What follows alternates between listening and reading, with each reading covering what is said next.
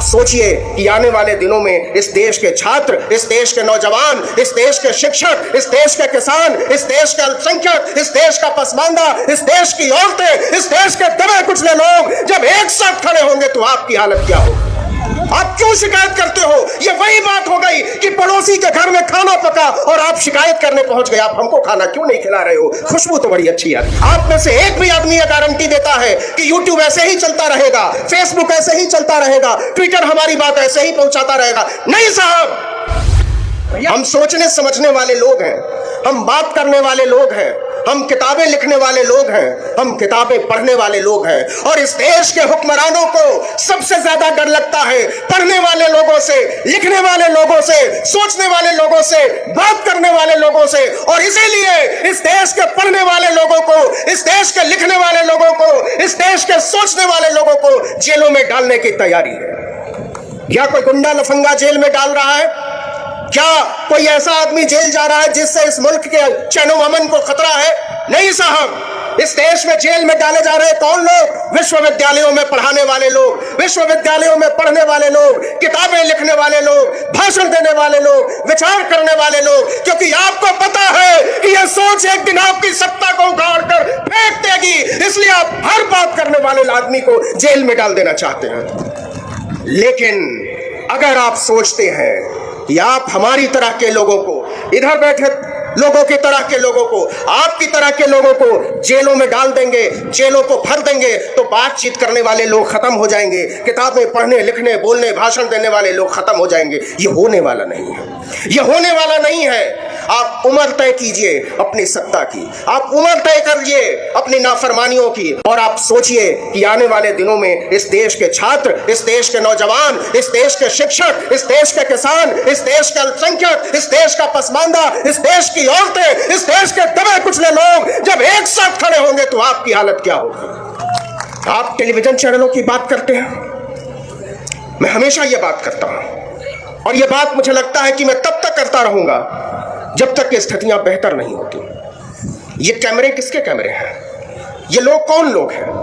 इनको यहां क्यों आना पड़ा है?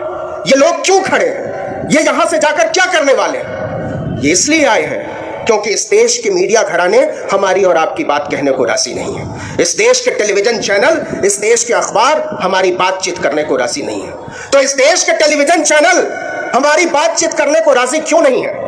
इस देश के अखबार यहां बैठे लोगों की बातें रखने को राजी क्यों नहीं है? इस पर बात तो करनी पड़ेगी, बात करनी पड़ेगी। चेहरा छुपाने से काम नहीं चलेगा, चेहरा बचाने से भी काम नहीं चलेगा। आप गौर कीजिए, पिछले 15-20 सालों में इस मुल्क में जो टेलीविजन चैनल खुले, वो कौन से टेलीविजन चैनल खुले? सबसे क्रांतिकारी टेलीविजन पंडित प्रणय रॉय ने खोला। हाँ, उससे ज्यादा क्रांतिकारी चैनल पंडित रजत शर्मा ने खोला, और क्रांतिकारी चैनल पंडित राजीव शुक्ला ने शुरू किया, पंडित अवीक सरकार ने शुरू किया। अरे भाई, जब उन्होंने अपने लिए चीजें खड़ी की है, अपने लिए मीडिया घराने बनाए हैं, अपने लिए अखबार बनाए हैं, अपने लिए मीडिया हाउस खड़े किए, तो आपको शिकायत क्यों है कि आपकी बातें नहीं की जा रही है? ये होशियारी, ये मक्कारी चलने वाली नहीं है। आगे अब सोशल मीडिया पर आते हैं कि सोशल मीडिया एक ताकत के तौर पर उभरा, बातें बढ़ने लगी। आपको क्या लगता है ये मॉडल चलने वाला है? फिर से ये बहुत भावुकता की बात होगी कि आप कहें कि हम YouTube के जरिए लाखों लाखों लोगों तक पहुंच रहे हैं, Facebook के जरिए, Instagram के जरिए, ट्विटर के जरिए अपनी बातें कर रहे हैं, लेकिन आप में से एक भी आदमी यह गारंटी दे सकता है कि कल को यह बातें चलती रहेंगी? आप में से एक भी आदमी यह गारंटी देता है कि YouTube ऐसे ही चलता रहेगा, Facebook ऐसे ही चलता रहेगा, ट्विटर हमारी बात ऐसे ही पहुंचाता रहेगा? नहीं साहब, जंग जारी है, और जंग हमारी सोच के खिलाफ, जंग हमारी वैचारिकी के खिलाफ, जंग हमारी चेतना के खिलाफ। ये YouTube, ये Instagram, ये ट्विटर, ये किन लोगों की मुट्ठी में है, और ये लोग किसके लिए काम करते हैं, किसके खिलाफ काम करते हैं? आज मैं लिखकर गारंटी देने को राजी हूं कि आप में से जितने लोग ये सोच रहे हैं कि ये लड़ाई यूं ही चलती रहेगी, मुफ्त के प्लेटफॉर्म के जरिए हम ऐसे ही क्रांतियां चलते रहेंगे, करते रहेंगे, ये होने वाला नहीं है। क्योंकि ये कुंडलियां उन्हीं लोगों के हाथों में है जो हमारे और आपके खिलाफ काम करते हैं। आज आप कहते हैं नेशनल दस्तक, आज आप कहते हो आर्टिकल 19, लक्ष्मण यादव यहां बैठे हुए, रतन लाल सामने बैठे हुए।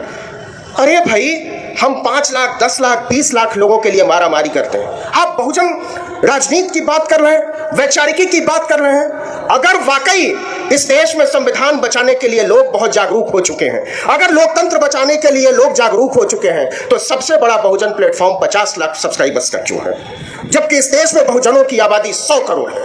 और इस देश के सबसे बड़े मीडिया घरानों के लिए, जो अनिवार्यता इस देश के बहुजनों के खिलाफ है, जो इस देश के किसानों के खिलाफ है, जो इस देश के नौजवानों के खिलाफ है, उन्हें करोड़ों करोड़ों लोग सब्सक्राइब करके दें। और मैं गारंटी देता हूं कि हमारे और आपके बीच के लोग उसको सब्सक्राइब करके देखते हैं। क्यों देखते हैं? इसलिए देखते हैं कि आपके माइंड को पढ़ने का, आपके दिमाग को गढ़ने का और आपकी पूरी वैचारिकी को बनाने का जो अभियान चलाया जाता है, और वो अभियान जहां से चलाया जाता है, वो लोग वही लोग हैं जो हमको और आपको खत्म कर देना चाहते हैं। ये लड़ाई छोटी नहीं है। संविधान की बात उठी है, लोकतंत्र की बात उठी है, बात उठी है जातीय जनगणना की, तो सोचना पड़ेगा कि अगर हम लड़ने चले हैं, अगर हम भिड़ने चले हैं, अगर हम बदलने चले हैं, तो हमारे हथियार क्या होने चाहिए। आप बताइए साहब, इस देश में 1995 में एक प्राइवेट यूनिवर्सिटी थी, सिक्किम मणिपाल यूनिवर्सिटी, एक प्राइवेट यूनिवर्सिटी थी। आज इस देश में लगभग 450 प्राइवेट यूनिवर्सिटी है। आप सोचो कि 27 साल में 450% का इजाफा है। ये लोग कौन चलाते हैं, वहां कौन लोग पढ़ते हैं, वहां क्यों पढ़ते हैं, कहां से आते हैं वो लोग, इस पर भी बात करने की जरूरत है।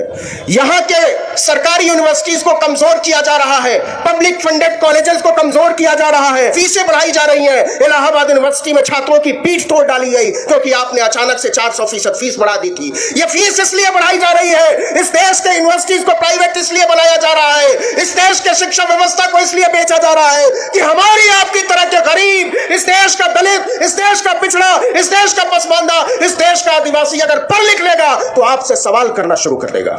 और आप सवालों से बचना चाहते हैं, इसलिए इस देश के विश्वविद्यालयों पर सस्ती पढ़ाई के अधिकार पर ताला लगा देना चाहते हैं।